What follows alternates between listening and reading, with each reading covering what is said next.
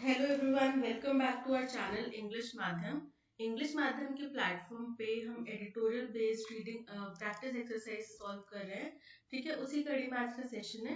ठीक है, तो स्टार्ट करते हैं आज का session with thought of the day, that is it's never too late to build the life of your dreams. यानी कि जो भी आपके सपनों की जिंदगी है उसको कभी भी बनाने के लिए कभी भी लेट नहीं होता। विच मीन्स आपने देखा हो कई लोग होते हैं 50-60 ईयर्स की एज में एग्जाम दे रहे हैं, 10th बोर्ड के या फिर कॉलेज की डिग्री हासिल कर रहे हैं। तो क्योंकि उन्होंने वो सपना देखा था, बट पास्ट में कभी उस टाइम पे जब जब वो करेक्ट एज पे थे तब वो नहीं कर पाए। पर उन्होंने ये सोच के हार नहीं मानी कि मैं उस टाइम नहीं कर पाया तो मैं अब नहीं करूंगा। जब उनको मौका मिला तब उन्होंने स्टार्ट करा। ठीक है, तो आपके पास आज मौका है। जो भी आप जिंदगी चाहते हैं, आपने देखी है कि मैं ऐसी जिंदगी जीना चाहता हूँ, आप उसको बना सकते हैं। ओके, तो उसके ऊपर मेहनत कीजिए। ये मत सोचिए कि मेरे फ्रेंड्स तो 2 साल से मेहनत कर रहे हैं, उनका नहीं हुआ मेरा नहीं हो पाएगा। ठीक है, ये डिमोटिवेट नहीं होना, बिकॉज वो हो सकता है वो 2 साल से मेहनत कर रहे हैं, तो आपके पास एक प्लस पॉइंट ये है कि वो 2 साल से जो मेहनत कर रहे हैं वो एग्जॉस्ट भी हो चुके हैं। ठीक है, उनका एक सैचुरेशन पॉइंट भी आ चुका होगा कि 2 साल से कर रहे हैं। वो उनकी थिंकिंग हो सकता है ये चल यार 2 साल से कर रहे हैं अभी तक तो हुआ नहीं। तो आपके पास पॉजिटिव पॉइंट ये है कि अभी आपने ना हार देखी है ना जीत देखी है, तो आपने दोनों का ही स्वाद नहीं चखा। तो आपको अभी दोनों चीजें आपके लिए नई हैं, तो एक एक्साइटमेंट होना चाहिए। ठीक है, कि मैं फर्स्ट टाइम करने वाला हूँ, हो सकता है मैं फर्स्ट टाइम में कर जाऊँ। ओके, तो उस चीज को डिमोटिवेट मत होइए। और जो लोग सोच रहे हैं कि हम 2 साल से कर रहे हैं, अब निराश के यार क्या 2 साल से कर रहे हैं कुछ नहीं हो रहा फलाना, तो वो लोग भी ये ना सोचे कि 2 साल से कर रहे हैं तो बस हो गया। क्योंकि कभी भी लेट नहीं होता। आपके सपनों की जिंदगी आपने बनानी है, और इजी होगा ये रास्ता वो तो किसी ने भी आपसे कभी नहीं कहा ना कि बड़ा आसान है। ठीक है, आपने चुना है मुश्किल रास्ता, तो आपको मुश्किलों का सामना भी करना पड़ेगा। Okay, so all the very best. Start करते हैं। पहला क्वेश्चन है, select the incorrectly spelled word. Progress, PROGRESS सही है।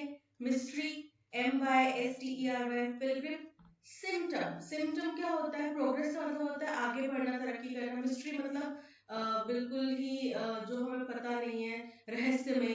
पिलग्रिम जो तीर्थ यात्रा वगैरह करते हैं। और सिम्टम, सिम्टम क्या होता है? सिम्टम होता है जो लक्षण दिखाई देते हैं किसी बीमारी के। ठीक है, वो क्या होते हैं? सिम्टम्स। तो वो होता है SYMPTOMS।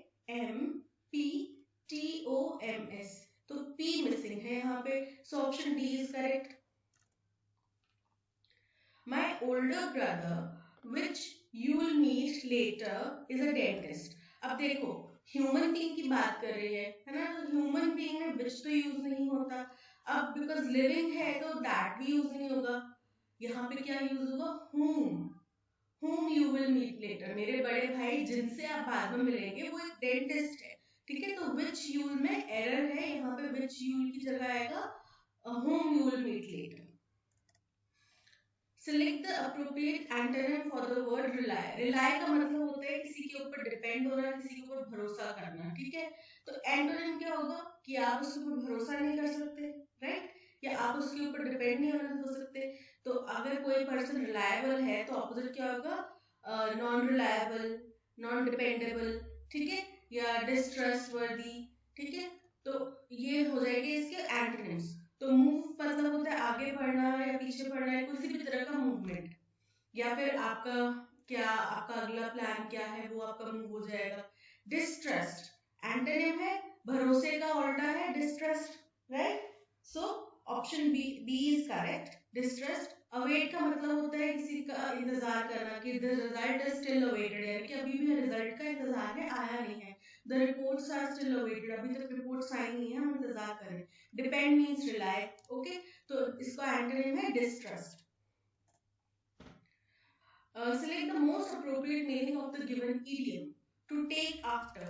अब to take after का मतलब होता है कि किसी की तरह दिखना, मतलब आप देखने में बिल्कुल किसी की तरह लग रहे हैं। ठीक है, तो ऑप्शन है टू चेज समवन, यानी कि किसी को पकड़ने की कोशिश करना, किसी के पीछे भागना।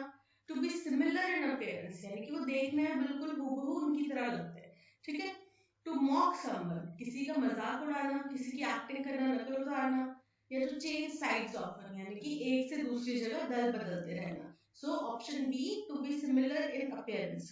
देखो ये सारे जो भी वर्ड्स हैं सिनोनिम्स वाले, एंटोनिम्स वाले या फिर इडियम्स एंड फ्रेजेस हैं, ये सब टेलीग्राम चैनल पे या फिर यूट्यूब चैनल पे हमारे द्वारा बहुत अच्छे तरीके से करवाया जाता है। इनफैक्ट हर एक एडिटोरियल का एक एक वोकैब जो है वो आपको पीडीएफ के फॉर्म में करवाया जाता है, और शीतल मैम जो है हिंदी में उनका ऑडियो एक्सप्लेनेशन भी देती हैं। तो अगर आपने अभी तक टेलीग्राम चैनल ज्वाइन नहीं करा है तो आप ज्वाइन कर सकते हैं, लिंक आपको डिस्क्रिप्शन में मिल जाएगा। Hatred can be overcome by love. Select the option that exposes the given sentence in active voice. ठीक है, एक्टिव में बनाना है इसको। Hatred can be overcome by love, यानी कि नफरत को हम प्यार से जीत सकते हैं। तो love can overcome hatred, है ना, यानी कि लव नफरत को जीत सकता है, प्यार जो है नफरत को जीत सकता है। तो ऑप्शन फर्स्ट है, ए ऑप्शन है, लव कैन ओवरकम हेट्रेड, और यही सही ऑप्शन है। लव हैज, लव ने, प्यार से हमने नफरत को जीत लिया था। ठीक है, पास्ट की बात कर रहे हैं तो यहाँ पे पास्ट की बात नहीं, लव इज ओवरकम, कि प्यार आज जो है प्यार नफरत को जीत रहा है। तो ये आज की बात नहीं, कल की बात नहीं, ये हमेशा का सत्य है, अटल सत्य है कि हमेशा यही होता है, आगे भी होता रहेगा, आज भी हो रहा है। ठीक है, लव कैन ओवरकेम, ओवरकेम तो नहीं आएगा। ठीक है, पास्ट का कन्वर्ट करने की कोशिश कर रहे हैं लेकिन ये हो नहीं रहा, क्योंकि कैन जो है वो प्रेजेंट में आ रहा है। तो सीधा सा ऑप्शन है, option A, love can overcome hatred. Sentence of a paragraph are given below in jumbled order. Arrange the sentences in correct order to form a meaningful and coherent paragraph. ठीक है, however, when areas in Leh began to experience water shortage, अब ये however से start हो रहा है तो definitely first sentence तो नहीं है। ठीक है, हम ऑप्शन में देखते हैं, हमें कहीं पे भी A जो है वो फर्स्ट स्टेटमेंट में नहीं दिख रहा, B भी दिख रहा है, C भी दिख रहा है और D भी दिख रहा है। ठीक है, लेकिन A नहीं दिख रहा। Ladakh is a cold desert with a low average annual rainfall. ये लद्दाख की कंडीशंस के बारे में बता रहे हैं कि लद्दाख को कोल्ड डेजर्ट कहा जाता है। लद्दाख एक ठंडी डेजर्ट है जहाँ पे एवरेज जो एनुअल रेनफॉल है वो बहुत कम है, लो है। ठीक है, एवरेज से भी कम है। तो ये इनिशियल स्टेटमेंट हो सकता है क्योंकि ये लद्दाख की कंडीशंस का जिक्र कर रहा है, स्टार्ट कर रहा है कि लद्दाख क्या चीज है। Okay, Thus glaciers have been main source of water for people. अब क्योंकि यहाँ पे बारिश कम होती है तो यहाँ पे क्या होता है, ग्लेशियर्स का जो पानी पिघल कर आता है वही यहाँ के लोगों का पीने का मुख्य जरिया है पानी का।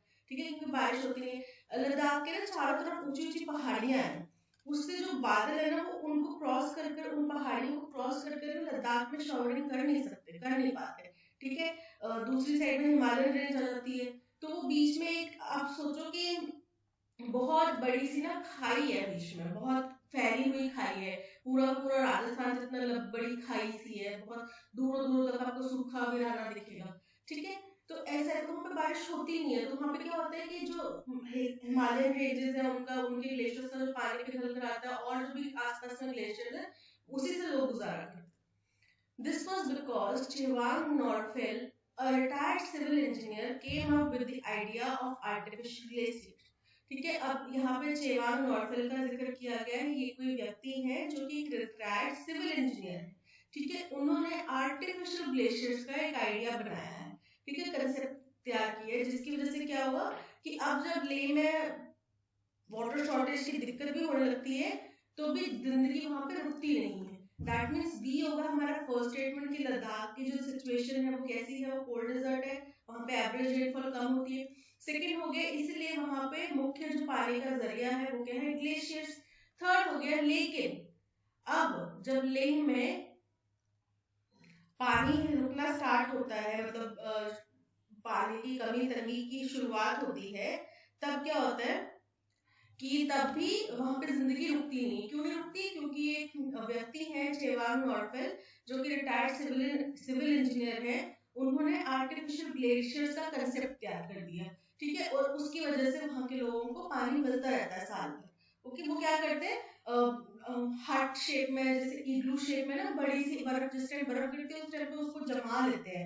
ठीक है, अब उस शेप की वजह से वो बर्फ स्लोली स्लोली मेल्ट होती है। ओके, वो इतना स्लोली मेल्ट होती है कि जब वो मेल्ट होती है तो वो पानी फिर उन्हीं नदी नालों में जहाँ पे ग्लेशियर का पानी आता था वहां पे आता रहता है। ठीक है, और फिर सर्दियों के टाइम में फिर वही चीज करते हैं कि उस बर्फ को जमा लेते हैं और ऐसे एक नहीं बहुत सारे बनाएंगे जिसके ऊपर डायरेक्ट रेडिएशन ना पड़ के, डायरेक्ट सनरेज ना पड़ के और वो धीरे धीरे पिघलता है, मेल्ट होता है, ठीक है। सो बी, सी, ए, डी। अब बी से दो स्टार्ट हो रहे हैं, डी और बी, तो ये दोनों ए और सी एलिमिनेट हो गए, B, C, A, D, option B is correct. Select the most appropriate meaning of the given idiom. Foul play. Foul play का मतलब होता है धोखेबाजी करना, डिसऑनेस्ट होना। जैसे आप कोई गेम खेल रहे हो, उसमें आपने बेईमानी करी, ठीक है, चीटिंग करी, ठीक है, उसको बोलते हैं फाउल प्ले। तो अनफेयर और डिसऑनेस्ट बिहेवियर, सही है। अ बैड स्मेलिंग थिएटर और प्लेग्राउंड, की ऐसी जगह, ऐसा खेल का मैदान या थिएटर जहाँ पे बदबू आ रही है, तो वो फाउल मतलब होता है, बुरी स्मेल को भी हम बोलते हैं ना फाउल स्मेल, तो वो उससे लेने की कोशिश कर रहे हैं, बट ये वो नहीं है। अनप्लीजेंट वेदर फॉर प्लेइंग, यानी कि खेलने के लिए अच्छा मौसम नहीं है। या फिर a drama that is badly produced, एक ऐसा नाटक, ड्रामा जो कि बहुत गंदे तरीके से प्रस्तुत किया गया, ठीक है। तो ये ऑप्शन ए, अनफेयर और dishonest behaviour. Select the option that can be used as one word substitute for the given group of words, ठीक है। स्टॉप का मतलब होता है किसी को रोकना, डिस्ट्रॉय का मतलब होता है एकदम नेस्तनाबूद खत्म कर देना, किल मतलब होता है किसी को जान से मार देना, एबॉलिश होता है कोई ऐसा सिस्टम है जिसको हमने फॉर्मली बंद कर दिया, एबॉलिश कर दिया, ठीक है, खत्म कर दिया। कोई भी ऐसा लॉ था, कोई सती प्रथा को हमने एबॉलिश कर दिया फॉर्मली। फॉर्मली मतलब हमारे कानून के आधार पे सती प्रथा चाहे नहीं हो सकती, ठीक है। चाइल्ड मैरिजेस को फॉर्मली हमने एबॉलिश किया है, ठीक है। तो formally put an end to a system, practice और इंस्टीट्यूशन, ठीक है। किसी भी चीज के ऊपर फॉर्मली, आधिकारिक तौर पर किसी भी प्रथा को, किसी भी एक्शन को हमने बंद कर दिया, खत्म कर दिया, ठीक है। तो abolish, D, abolish is the correct word. The following sentence has been divided into parts. One of them contains an error. Select the part that contains the error from the given options.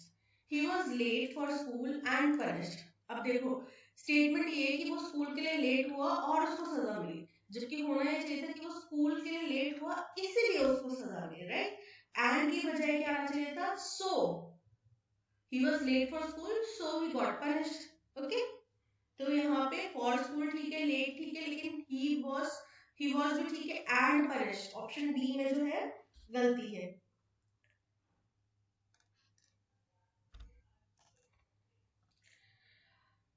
Most appropriate option to fill in the blank.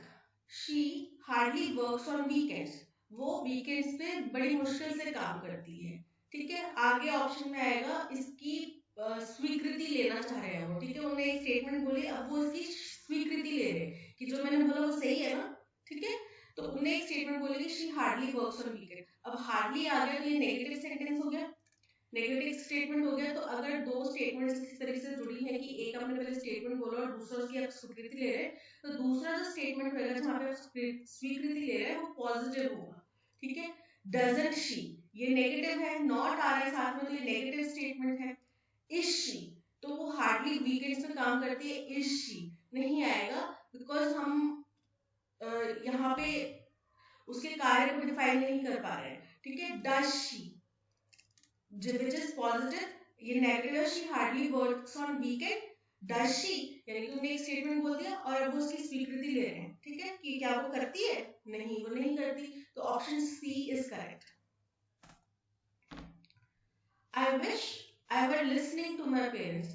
अब ये है select the most appropriate option to substitute the underline statement in the given sentence. If there is no need to substitute it, select no substitution required, ठीक है। इसको अगर हम substitute कर सकते हैं, जरूरत है तो इनमें से सब्स्टिट्यूट करिए, ठीक है। अगर नहीं है जरूरत तो no substitution required, okay. I wish I were listening to my parents. अब देखो हमारे पेरेंट्स बचपन में हमें डांटते फटकारते हैं, तो हम क्या बोलते हैं, काश उस टाइम मैंने पापा की बात सुन ली होती, ठीक है। तो हम ये बोलते हैं काश मैं आज पापा की बात सुन रहा होता, मतलब तब से लेकर अब तक सुन रहा होता। हमारा जो गिल्ट है वो पास्ट को लेकर होता है। बेशक से हम आज भी नहीं सुन रहे हैं, आज भी हमारे पेरेंट्स हमें कुछ बोल रहे हैं, हम आज भी नहीं सुन रहे हैं, लेकिन जब बात आती है करियर पे अच्छी ग्रोथ की या कुछ भी, कोई भी चीज एक्स वाई जेड है, तो हम वही बोलते हैं काश उस टाइम मैंने पापा की बात सुन ली होती, ठीक है। तो उस टाइम का जिक्र करते हैं, अभी कंटिन्यूएशन का नहीं करते, जबकि आज भी हम नहीं सुन रहे हैं बात, ठीक है। तो क्या आएगा, had listened. I wish I had listened to my parents. यानी कि मैंने उस टाइम बात उनकी सुनी होती. I am listening गलत है कि मैं अभी सुन रहा होता उनकी बात. I have listened. ठीक है, अब सिंगुलर I है तो had आएगा. ठीक है, यही इनकरेक्ट है. No substitute. I had listened. Okay, option D is correct.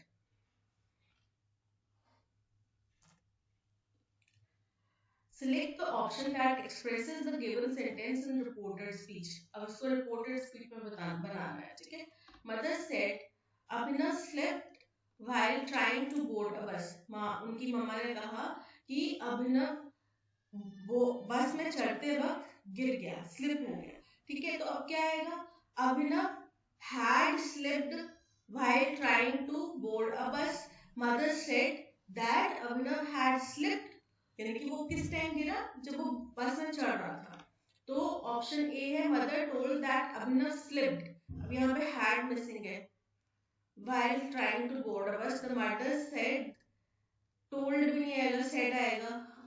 had Abhinav slipped while trying to board a bus. same mother says ना आके said आएगा.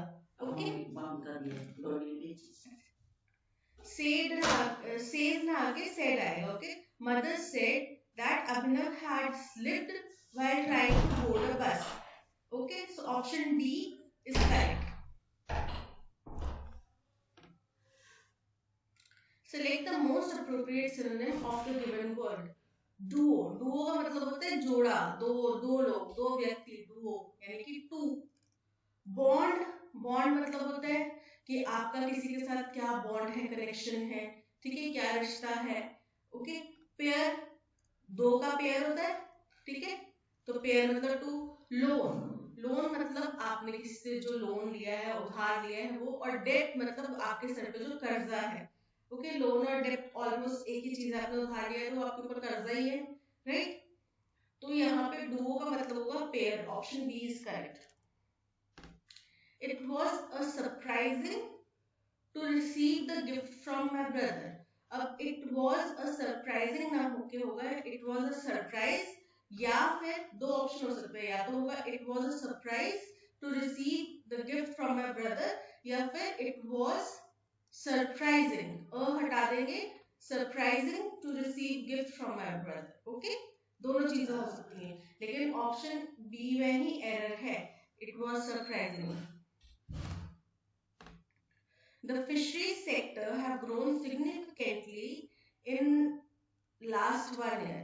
अब देखो, फिशरी सेक्टर एक पूरे कम्युनिटी की बात हो रही है, तो ये क्या हो गया?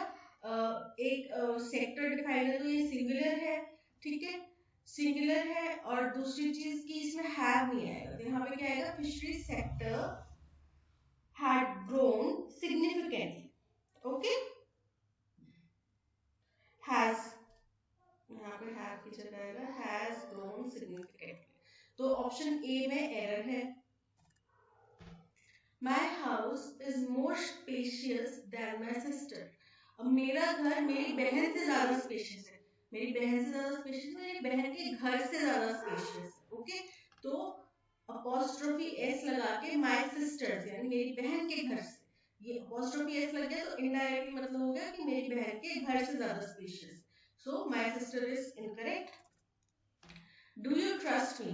अब इस सेंटेंस को पैसिव वॉइस में बनाना है. ठीक है, तो do you trust me, तो आप मुझ पर विश्वास करते हैं, तो क्या होगा? Am I trusted by you, यानी कि क्या आप मुझ पर विश्वास करते हैं, भरोसा रख सकते हैं. ओके, तो am I trusted by you. Option A is correct.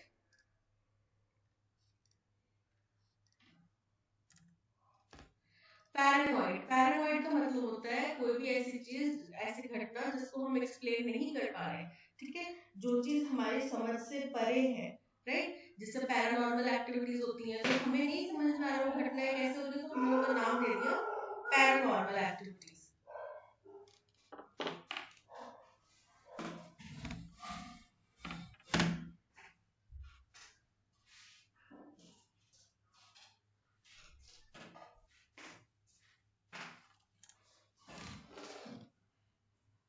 Paranormal मतलब कोई भी ऐसी घटना जिनके ऊपर विश्वास ना किया जा सके. ठीक है, जो कि हमारी समझ से परे हैं, राइट, जो कि हमें नहीं पता चल रहा कि कैसे हो रही है घटना, सस्पिशियस है, अनरीजनेबल है। कन्विंस्ड, कन्विंस्ड मतलब कि आपने किसी को मना लिया, आपने किसी को परस्यू करा, मना लिया, राजी कर लिया, मम्मी को मना लिया कि पिकनिक पे जाने दो, ठीक है, कन्विंस कर लिया उनको। ट्रस्टफुल यानी कि काफी भरोसे लायक है ना, भरोसेमंद है। कमिटेड, कमिटेड मतलब कि आप किसी बात के लिए कमिटेड हैं, आपने कुछ वचन दिया हुआ है, वचनबद्ध हैं आप। डिस्ट्रस्टफुल मतलब जो कि विश्वास करने योग्य ना हो।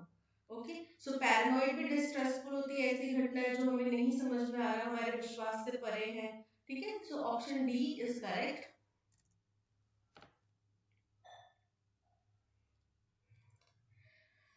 Select the option that can be used as a one word substitute for the given group of words.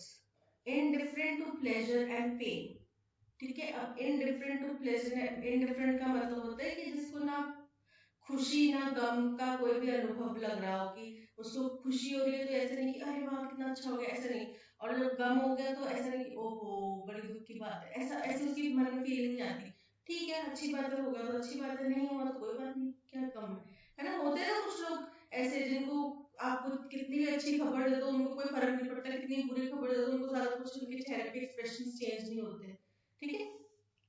तो वो क्या होता है, सिनिक मतलब होता है कि आप ऐसे व्यक्ति हैं जो कि क्या ये घटना हो सकती है, क्या जो हमने प्लान करा वो सक्सेसफुल होगा, इस तरीके के आपके मन में क्वेश्चन चलते रहते हैं। यानी कि आप कोई भी चीज चाहे आपने कितना फुल प्रूफ प्लानिंग से कर रहे हो, कितना अच्छे से कर रहे हो, लेकिन आपको भरोसा नहीं है उसके ऊपर कि हो जाएगी कि नहीं होगी। स्टोइक यानी कि indifferent to pleasure and pain. Prudent, prudent का मतलब होता है इस तरीके से व्यवहार करना कि आपको ना बड़ा फ्यूचर की बड़ी चिंता है, भविष्य की बड़ी चिंता है, बड़ा उसको रहता है, फिक्र रहता है भविष्य का, ठीक है। लस्टी, लस्टी होता है हेल्दी स्ट्रॉन्ग, ठीक है।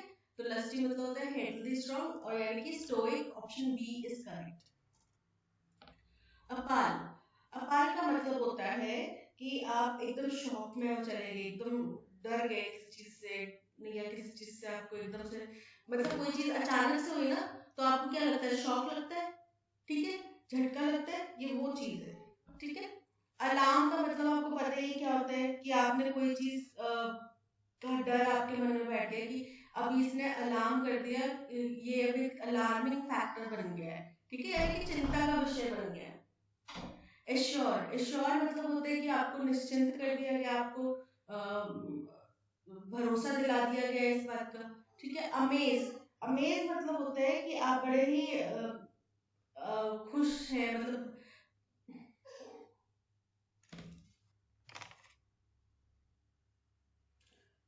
So option B assure is correct.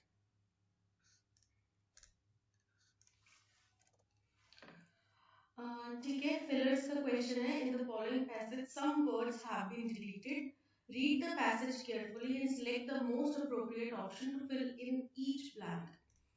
An old man lived in a village, ठीक है, एक बूढ़ा आदमी एक गांव में रहता था।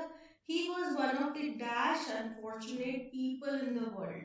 अब जब हम बात करते हैं कि सबसे ज्यादा जैसे हम बोलते हैं कि ये बहुत फेमस है, हमने उसकी एक्सट्रीमिटी बतानी है कि कितना फेमस है, तो हम क्या बोलते हैं, ये मुंबई में वर्ल्ड फेमस है, या ये इस पार्ट में वर्ल्ड फेमस है। अब वो पार्ट वर्ल्ड थोड़ी है, ठीक है, वो पार्ट वर्ल्ड नहीं है ना, तो लेकिन हम बोलते हैं कि वर्ल्ड फेमस है। हम ये तो बोलते ये पूरी मुंबई में मुंबई फेमस है, ये पूरी दिल्ली में दिल्ली फेमस है, ठीक है, नहीं बोलते ना वर्ल्ड फेमस, ठीक है। तो अब हमने यहाँ पे बता रहे कि वो पूरी दुनिया में सबसे ज्यादा अनफॉर्चुनेट अनलकी इंसान था, तो क्या बोलेंगे, one of the most unfortunate people in the world, right. तो ऑप्शन वन तो हमारा यही सॉर्ट हो गया, तो मोस्ट ही आएगा यहाँ पे, और कुछ तो आ नहीं सकता। The whole village was tired, अब उससे क्या था, दुखी था, तो टायर्ड ऑफ हिम, ये भी हमारे सॉल्व हो गया। He was always gloomy, he dash complained and was always in a bad mood, कि वो हमेशा क्या करता था, कंप्लेन करता रहता था, और क्या करता था, हमेशा खराब मूड में रहता था, ठीक है। ग्लूमी था मतलब कि उसका मूड एकदम से खराब हो जाता था, होता है ना कि लोग बड़े मूडी से होते हैं, अभी तो हंस रहा था, पता नहीं क्या हो गया अचानक से इसको, ठीक है, वो भड़क गए, मैं नहीं जाऊंगा, मैं जहाँ जाऊंगा सब लोग ऐसे हो वैसे फलाना, अभी 2 मिनट पहले खा के लगा के आ जाना अचानक से, और किसी को पता भी नहीं है, जो साथ में खड़े थे उनको भी नहीं पता कि अचानक से क्या हुआ। ये the dash he lived, the more vile he was becoming, and the more dash were his words. अब ये वायल क्या होता है, जहर की चीज होती है, जहरीला होता जा रहा है, तो जितना ज्यादा वो जी रहा था, जितना दिन वो जिंदा रह रहा था, ठीक है, उतना उतना ज्यादा वो जहरीला होता जाता है, कि उतना उनको कड़वा होता जा रहा था। कड़वा इन द सेंस कि उतना वो और ज्यादा मूडी, और ज्यादा कठोर, और ज्यादा खड़ूस होता जा रहा था, ठीक है। And more dash were his words, और उसके वर्ड्स भी उतने ही ज्यादा कठोर, हार्श, रूड होते जा रहे थे, ठीक है। तो हमने फर्स्ट और सेकंड ऑप्शन तो फिल कर लिया, देख लेते हैं आगे ऑप्शंस में क्या दिया। मैक्सिमम, एटमोस्ट, मोस्ट या मेन। तो हमने देखा कि मोस्ट होगा, ऑप्शन सी करेक्ट आंसर है, राइट। 25th का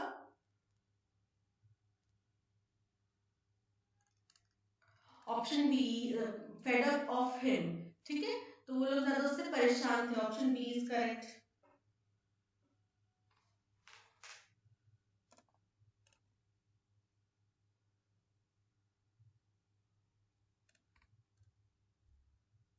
थर्ड है, थर्ड स्टेटमेंट था कि he was always gloomy, he dash complained, ठीक है, तो he dash complained, mostly complained, okay, या फिर कॉमनली कंप्लेन्ड, साइक्लिकली कंप्लेन, या कॉन्स्टेंटली। अब वो ज्यादातर कंप्लेन ही करता रहता था, वो नॉर्मली मतलब उसका कॉमन बात ये था कि उससे कोई भी बात करो वो कंप्लेन ही करता रहता था। साइक्लिकली मतलब एक के बाद एक के बाद एक उसकी कंप्लेन ही करता रहता था, या फिर कॉन्स्टेंटली लगातार वो कंप्लेन ही करता रहता था, तो सबसे सूटेबल यहाँ पे कॉन्स्टेंटली कंप्लेन ही आ रहा है, okay. The dash he lived, यानी कि जितना ज्यादा वो जिंदा रहा, जितना टाइम वो जिंदा रहा, जितना ज्यादा वो जी रहा था, तो द लॉन्ग, लॉन्ग यानी कि जितना ज्यादा वो जी रहा था, लेंदी भी लंबा ही होता है, longer, the longer he lived, यानी कि कंपैरिजन हो रहा है ना, कि जितना the more you study the more you score, है ना, the more you study the more concepts you will clear. तो यहाँ पे कंपैरेटिव डिग्री यूज हो रही है, तो एक से मतलब उसकी जिंदगी जितनी ज्यादा लंबी होती जा रही थी पहले के मुकाबले, वो कंपैरिजन टाइप का हो रहा है कि longer, the longer he lived the more gloomy he became, ठीक है। और उसमें वायल जहर बढ़ता जा रहा था, और he was becoming, and more his, more dash were his words, यानी कि उसके शब्द भी कैसे हो गए थे, उसमें जहर भर गया तो उसके शब्द भी जहरीले हो गए, फेटल यानी कि मार देने वाले, ठीक है, जान से, जान को नुकसान करने वाले, मॉर्टल यानी कि जो चीज नष्ट नष्ट हो सकती है उसको मॉर्टल बोलते हैं, ठीक है। पॉइजनस, जहरीले होते जा रहे हैं, ठीक है, option C poisonous is correct. Toxic, toxic भी जहरीला ही होता है, बट यहाँ पे सूटेबल पॉइजनस आ रहा है, ठीक है। तो जितना ज्यादा वो जी रहा था, उतने ज्यादा उसके अंदर जहर भरा था, और उतने ही उसके शब्द जो है जहरीले होते जा रहे थे। पैसेज, अब ये जो पैसेज है, जो चाइना और हॉन्डुरस के बीच में एक संधि हुई है, ठीक है, उसकी वजह से ताइवान और हॉन्डुरस के रिश्ते जो खराब हुए हैं, उनके ऊपर ये एक पैराग्राफ है, पैसेज है, आर्टिकल है। तो क्या हुआ है कि चाइना और हॉन्डुरस ने कुछ संधि साइन करी है, ठीक है, उसमें क्या किया है, और उनके साथ ताइवान, आपको पता है चाइना के साथ में, जैसे कि ये चाइना है, ठीक है, चाइना के साथ में ताइवान की सरहद लगती है। अब ताइवान छोटा सा देश है, चाइना कहता है कि ताइवान अलग कोई देश नहीं है, ये हमारा ही एक हिस्सा है, ठीक है, ये चाइना का कहना है कि ये हम ही है, मतलब चाइना ही यहाँ तक फैला हुआ है, ये चाइना है, ये ताइवान कोई अलग से देश नहीं है। लेकिन ताइवान के लोग कहते हैं कि हम एक अलग देश हैं, हम एक अलग कंट्री हैं। अब मैं अगर सपोज करो मैं जम्मू कश्मीर में रहती हूँ, जम्मू कश्मीर उठ के एक दिन खड़ा हो जाए, वहाँ के लोग बोलने लगे कि हम अलग देश हैं, हम अलग देश हैं, ऐसे थोड़ी अलग देश बन जाएगा, है ना, ऐसे नहीं ना बनता अलग देश। अलग देश कैसे बनता है, जब दूसरी कंट्रीज माने कि ये अलग देश है, ठीक है, दूसरी कंट्रीज कहें कि ये अलग देश है, उनके अंदर कुछ प्रॉपर संधियां हो, कुछ फॉर्मेट होगा, कुछ प्रॉपर तरीका होगा, ठीक है, तभी वो अलग देश बन सकता है। तो ताइवान अपने आप को एक अलग देश कहता है, वो अपना अलग कानून बनाने की कोशिश करते हैं, लेकिन चाइना कहता है कि नहीं, ये हमारा पार्ट है, हमारे अंडर आता है। तो अभी तक ताइवान के सपोर्ट में काफी सारी कंट्रीज थी, हॉन्डुरस भी उनके सपोर्ट में था, उनको एग्री करता था कि वो एक अलग कंट्री है, ठीक है।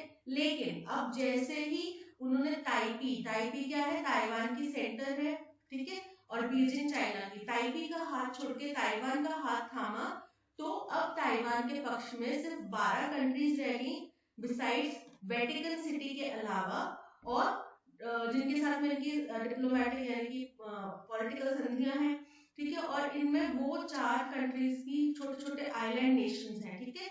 कहाँ पे, Eswatini, south Africa, Paraguay and 6 central American and Caribbean Nations, ये रह गए बस, ठीक है।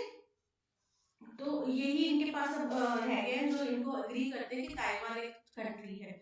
अब आपको पता है कि जहां पे भी चाइना और कोई भी देश, चाइना या रशिया की बात आ जाएगी, तो ऑपोजिट में, चाहे वो किसी का भी साथ दे रहे हो, है ना, या किसी के भी अगेंस्ट में खड़े हो, ऑपोजिट में कौन आ जाएगा पीछे से, बैकग्राउंड में, अमेरिका, राइट। तो अब ये चाइना ने उनके साथ में संधि करी, तो ताइवान ने हॉन्डुरस के ऊपर इल्जाम लगा दिया कि आप लोग क्या कर रहे हैं कि जो आप पैसे के बदले ना, कि उन्होंने संधि करी आप कि हम आपको पैसा देंगे, लेकिन आपको पहला काम ये करना होगा कि आप ताइवान का साथ छोड़ेंगे, ठीक है। तो ताइवान ने उनके ऊपर इल्जाम लगा दिया कि आप लोग पैसे की पॉलिटिक्स चल रहे हैं, अब हम लेकिन इस चीज में नहीं उतरेंगे, हम अपने हाथ इसमें मैल नहीं करेंगे, कि मैं आपको ये नहीं कहूंगा कि ठीक है मैं आपको उनसे डबल पैसा देता हूँ, लेकिन आप मेरे पास आ जाओ, क्योंकि इस चीज में क्या होगा, वो डबल देंगे, चाइना ट्रिपल दे देगा, वो ट्रिपल देंगे तो ताइवान फिर 4 गुना, और हो सकता है 4 गुना देने की ताइवान की कैपेसिटी ना हो, तो वो क्या हो जाएगा, बर्डन के अंदर आ जाएगा, ठीक है। और हॉनरस ने कहा कि इतनी सदियों में, मतलब पहले हम जो भी थे हम गलत साइड पे थे, अब हमने सही दिशा, जो हिस्ट्री ऐतिहासिक तौर पे सही कंट्री रही है, हमने उनका साथ चुन लिया, ठीक है, ये उन्होंने कहा।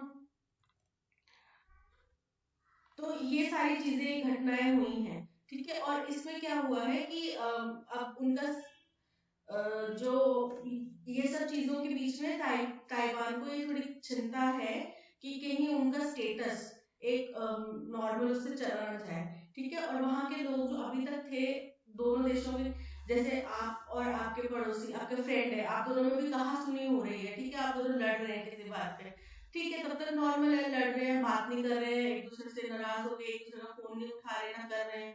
लेकिन जब इसमें कोई तीसरा व्यक्ति कूद गया, ठीक है, उसने और आग लगाना शुरू कर दी, अब आप एक दूसरे के अगेंस्ट में प्लानिंग प्लॉटिंग करने लग पड़े कि इसको मैं नीचा दिखाऊंगा, इस तेरे को तो मैं सबक सिखाऊंगा, ये चीजें जब दिमाग में आने लगी, तो वो क्या हो गया, वो एक गलत दिशा में चला गया। अब यहाँ पे वही चीजें हो रही हैं, अभी तक तो दोनों कंट्रीज एक कहता था कि तुम हमारा हिस्सा हो, तुम हमारे, हम तुम्हारे, मतलब तुम हमारी कंट्री हो, और एक कहता था कि नहीं जी हम अलग कंट्री। अभी तक हाथापाई पे वॉर जैसी सिचुएशन नहीं आई थी, लेकिन हॉन्डुरस ने उधर हाथ मिलाया और अमेरिका इनको चुपके चुपके सपोर्ट कर रहा है, तो अब क्या हो गया, वॉर जैसी सिचुएशन, जैसा कि हमने हाल फिलहाल में रशिया और यूक्रेन की लड़ाई में देखा, है ना, देखा, यही चीज सामने आई।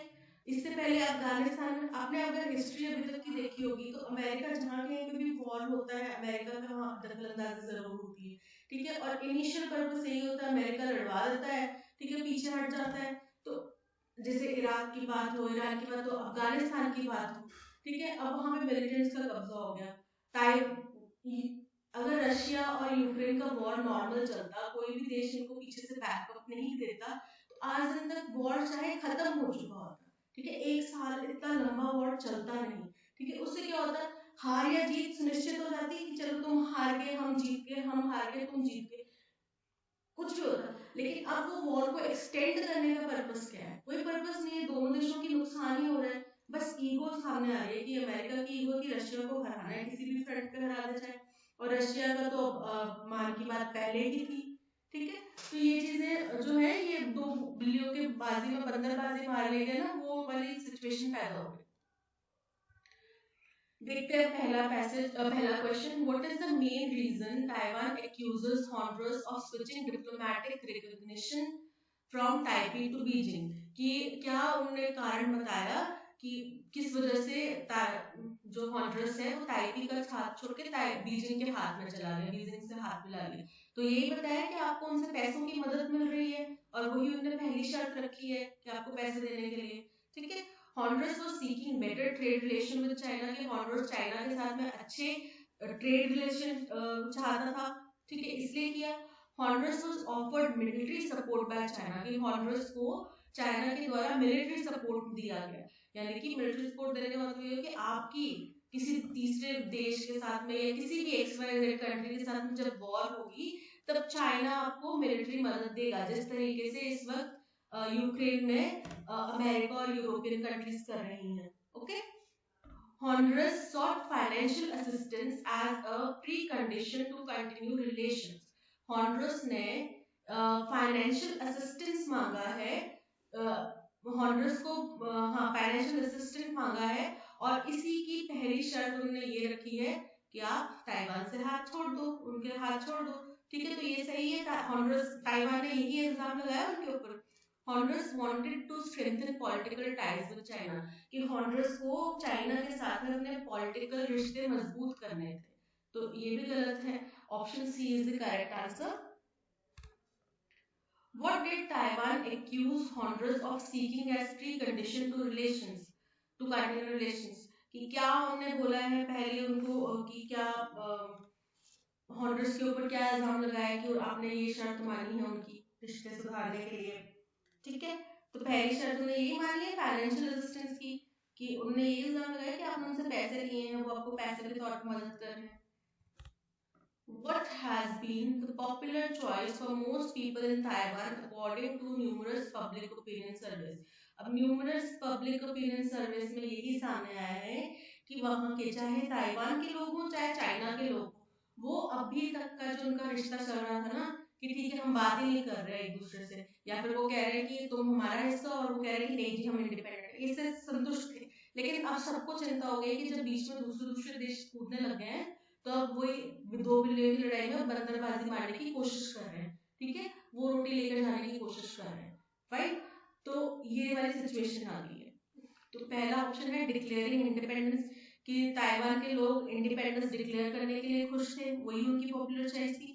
यूनिफिकेशन विद चाइना, कि वो चाइना के साथ में मर्ज होना चाहते थे।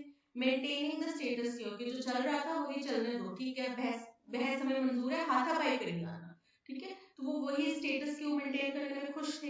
Engaging in dollar diplomacy with China, कि आप चाइना के साथ डॉलर डिप्लोमेसी में शामिल हो जाओ, उसमें लग जाओ, मतलब कि अगर वो किसी कंट्री को 1000 करोड़ रुपए दे रहे हैं तो आप 2000 करोड़ रुपए दे दो, ठीक है। पर वो तो ये नहीं चाहते, हो सकता है ताइवान के पास हो ही ना, है ना, तो ऐसा करने का कोई फायदा नहीं है। So option C maintaining the status quo is correct.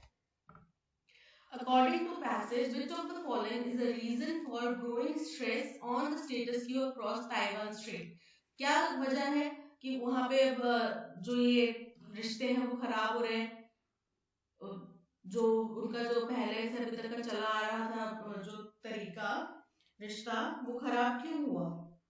वो इसीलिए खराब हुआ कि बीजिंग ने डिप्लोमेटिक प्रेशर बनाया। अब मतलब ज्यादातर कंट्री जो पहले ताइवान के साथ भी खड़ी थी वो भी अब ताइवान को छोड़ के चाइना की तरफ चली गई, ठीक है। और वो कैसे गई? क्योंकि चाइना आपको पता है डिप्लोमेसी में बहुत माहिर है, राइट। आगे आगे हमारे साथ बातचीत करते रहेंगे, पीछे पीछे उनके सोल्जर्स हमारे सोल्जर्स के ऊपर अटैक करते रहेंगे। तो ये क्या हो गया, डिप्लोमेसी में वो बहुत माहिर है, कूटनीति में माहिर है। तो वो कूटनीतिक तौर पे ताइवान को आइसोलेट करना चाह रहे हैं कि कोई भी कंट्री उनके साथ ना रहे, सब उनका साथ छोड़ दें। अब जहां पहले काफी ज्यादा थी अब सिर्फ 12 कंट्रीज रह गई हैं, ठीक है। तो Beijing's diplomatic pressure to isolate Taiwan and military muscle flexing. Option B is correct. What is the tone? What tone does President Tsai Ing-wen use when describing Taiwan's approach to diplomacy with China and passage?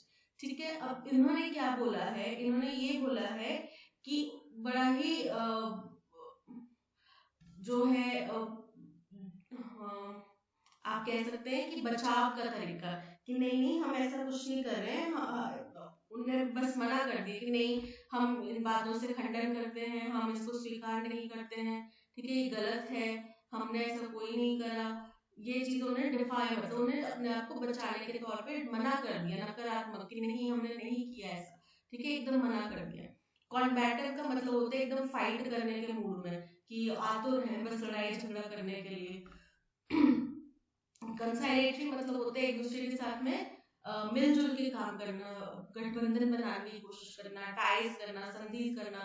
Resign का मतलब होता है कि आपने जो स्थिति जैसी है उसको एक्सेप्ट कर लिया और आपने मान लिया कि अब इसको चेंज ना करना चाहिए, ना मैं करना चाहता हूँ। ठीक है, जैसे कि अभी तक ताइवान और चाइना में जो स्थिति चल रही थी, लोग उससे खुश थे, ठीक थे, राजी थे, लेकिन अब वो परेशान हुए हैं। तो यानी कि उनके लिए अगर अगले 10 साल भी ये बहस छिड़ी रहती ना कि चाइना बोलता तुम हमारा हिस्सा हो और वो बोलते कि नहीं हम तुम्हारा हिस्सा नहीं, हम इंडिपेंडेंट कंट्री, तो उनको कोई ऐतराज नहीं था उनने, क्योंकि उस चीज को अपनी जिंदगी का हिस्सा बना लिया था। ठीक है, लेकिन वो अब नाखुश हो गए क्योंकि अब दूसरी कंट्रीज उनसे अलग हो रही हैं और बीच में अमेरिका कूद रहा है। डिफाइंड, डिफाइंड का मतलब होता है कि आपने मना कर दिया कि आपका इस स्टेटमेंट से, इस स्थिति से कोई भी लेना देना नहीं है। तो साइंग ने, वेन ने यही कहा है, जब उन्होंने ताइवान की डिप्लोमेसी को डिस्क्राइब करा तो उन्होंने यही कहा कि नहीं ऐसा कुछ भी नहीं है, हमें चाइना के साथ में कोई बातचीत नहीं करनी है, फिर चाइना हम उसका हिस्सा नहीं है। ठीक है, so defined is the correct answer. According to passage, what is primary concern for Taiwan as more countries establish diplomatic relations with China? अब ताइवान का मुख्य कंसर्न क्या होगा कि उनका जो इंटरनेशनल सपोर्ट था वो श्रिंक हो रहा है, यानी कि ज्यादातर कंट्रीज अब चाइना का साथ दे रही है। तो अभी तक तो फिर भी ताइवान को एक ओपन इंडिपेंडेंट कंट्री माना जा रहा था, लेकिन अगर ज्यादा जो 12 बची हैं अगर वो भी चाइना के साथ मिल गई तो फिर ताइवान को कौन एक इंडिपेंडेंट कंट्री बोलेगा? कोई भी नहीं बोलेगा ना। ताइवान फिर क्या हो गया, चाइना का ही पार्ट हो गया। अब ताइवान को इंडिपेंडेंट कंट्री नहीं बोलेगा तो इनके साथ में ना बिजनेस टाइज होंगे, ना डिप्लोमेटिक रिलेशंस, ना और किसी तरीके की संधि, क्योंकि वो इसको चाइना का पार्ट मान रहा है, जो कुछ भी होगा वो चाइना के साथ में होगा। अब चाइना के रहमो करम पर है कि ताइवान को खाना दें ना दें, ताइवान के अंदर डेवलपमेंट करें ना करें। ठीक है, इस टोटल किसके ऊपर डिपेंड हो जाएगा, चाइना के ऊपर। तो उनके सबसे मुख्य चिंता का कारण ये है कि उनका इंटरनेशनल रिलेशन जो है वो घट रहा है, इंटरनेशनल जो उनके सपोर्टर्स हैं वो घट रहे हैं। तो potential for increase military conflict, कि अब मिलिट्री कॉन्फ्लिक्ट होने वाला, मतलब आर्मीज लड़ने वाली हैं। ठीक है, तो ये उनका कंसर्न नहीं है। Decline in Taiwan economic growth, कि ताइवान की इकोनॉमिक ग्रोथ में डिक्लाइन आया है। पैसेज के अकॉर्डिंग ये चिंता का विषय नहीं है। The shrinking of Taiwan international relation, international space, option C is correct. ठीक है, आज के सेशन में इतना ही। पीडीएफ प्लस ऑडियो आपको टेलीग्राम चैनल पे मिल जाएगा। ठीक है, अगर आपने अभी तक टेलीग्राम चैनल ज्वाइन नहीं करा है तो आप लिंक डिस्क्रिप्शन में आपको दिया गया है, उसे ज्वाइन कर सकते हैं। इसके अलावा प्ले स्टोर से आप ऐप भी डाउनलोड कर सकते हैं, जिससे कि आप कहीं पे आते जाते भी, कहीं पे आप दूर हैं तो भी आप पढ़ सकते हैं अपना कंटेंट। ठीक है, अपनी प्रिपरेशन चालू चालू रख सकते हैं। ओके, तो that's all, thank you so much and keep learning, keep practising, और शेयर, लाइक और शेयर और सब्सक्राइब करना मत भूलना।